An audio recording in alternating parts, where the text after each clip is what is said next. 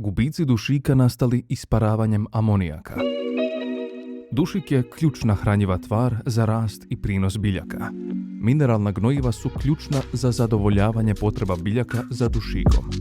Urea se mora pretvoriti u amonij i nitrat prije nego što biljka može apsorbirati dušik.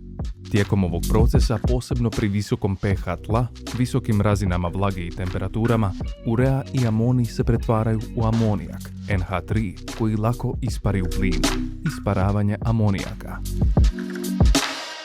Obložena urea oslobađa male dnevne količine dušika u zonu korijena, koji biljka lako može preuzeti i tako smanjuje mogućnost isparavanja amonijaka.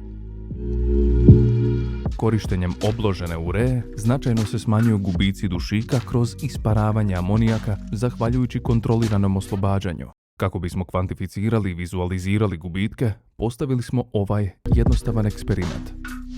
U 2 različite staklenke stavili smo istu količinu zemlje, glina pH jednako 8, istu količinu vode za vlaženje zemlje i istu količinu 2 različita gnojiva.